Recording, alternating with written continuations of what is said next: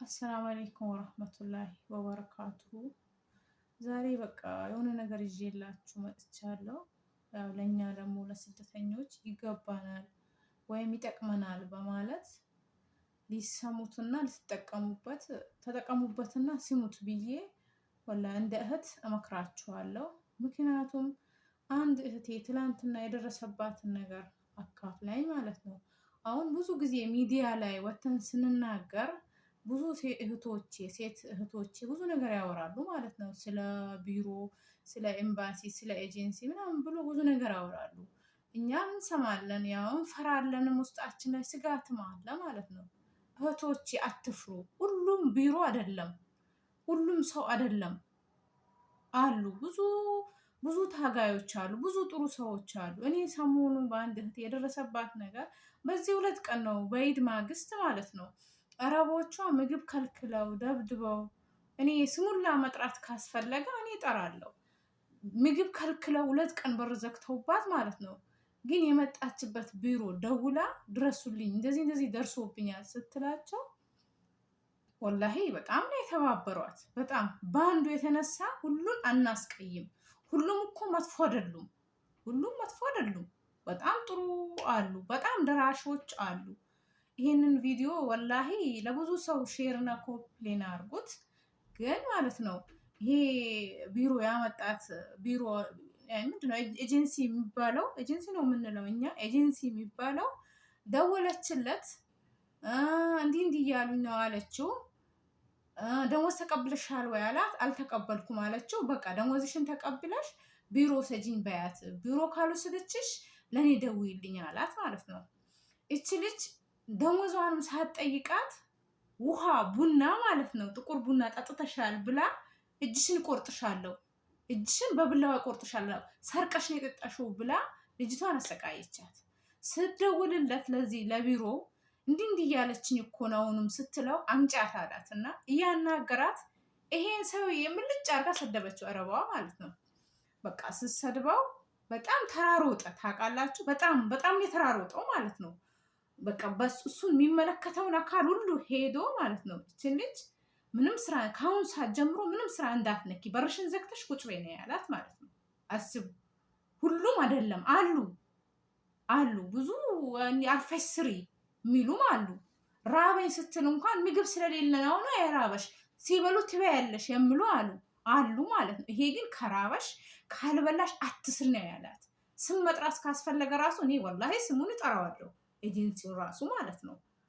ማለትም እንደዚህ የሆኑ ሰዎችም አሉ። እነሱን ግን ሞራናቸውን ባነካ ስንናገር ምንም ፍርሃት እኮ አያስፈልገውም። ይኸው እያበዱ ነው፣ እያየን ነው።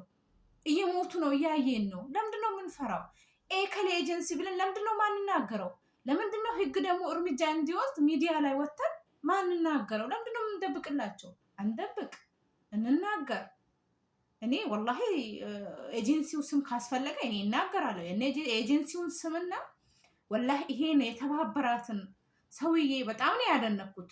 ስልኩን ሁላ ፈልጌ ደውዬ በቃ ያኔ ሚዲያ ላይ ስለሚያይ በጣም ነበር ውስጤ ስጋት። እቺ ልጅ እንደዚህ ደረሰብኝ ስትለኝ ማለት ነው። አልሐምዱሊላህ ያው ወላሂ ክስ መስርቶ ልጅቷን በእጁ አድርጎ አምጥቶ በህግ ስር አስቀምጧታል። አሁን እንደዚህ አይነትም ቢሮዎች አሉ፣ ምሳሌ ማለት ነው። በአንዱ የተነሳ የሁሉን ጆሮ አናጥፋ።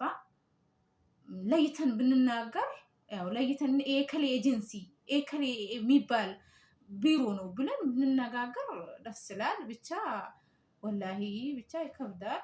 ለሁሉም አላህ ይድረስለት። እቺ ልጅ ተርፋለች፣ አትርፈዋታል። እዚህ ጋር ማንም የላትም። አንድ አላህና እሱ ብቻ ነበሩ። እሱም ደረሰላት፣ ወላሂ ደረሰላት።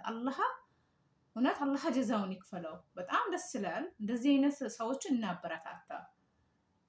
በመንግስት በኩል ራሱ እናበረታታ። አዲስ አበባ ዙሌይካ ኤጀንሲ የሚባል ነው ይሄ ኤጀንሲ ማለት ነው። የመጣችው ዙሌይካ በሚባል ኤጀንሲ ነው።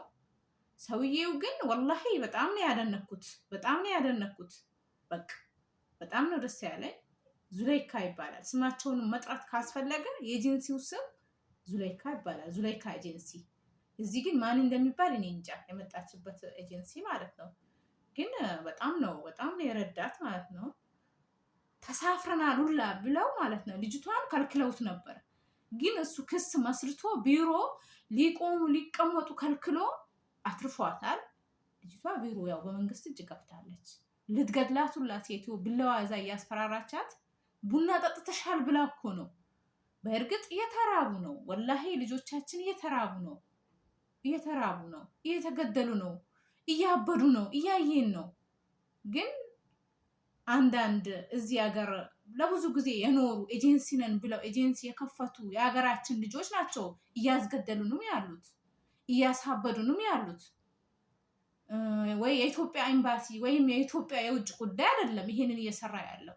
ከነሱ ተመሳጥረው ለነሱ ሁላ ነው የሚያግዙት በትክክል ማለት ነው። ሁሉም አይደለም። ይሄም ሲባል ሁሉም እኮ አይደለም አሉ። ይኸው ነገርኳቸው። አሁን ምሳሌ ስናወራ ይሄ ኤጀንሲ ብንል ምንም አያመጡብንም እኮ በእኛ ምንም የሚደርስብን ነገር እኮ የለም። ግን ብቻ እዚህ ሀገር ለብዙ ጊዜ ኖራችሁ ከነሱ ጋር ተመሳጥራችሁ ወገናችን የምታስገድሉ የምታሳብዱ ሰዎች አረ ስርዓት ይኑራችሁ። አረ አገራችን አታርክሱ። አረ እኛንም አታርክሱን። አረ ተው፣ አላህን ፍሩ። አረ ተው፣ አላህን ፍሩ እላለሁ እኔ። ሰላም አለይኩም ወራህመቱላሂ ወበረካቱ።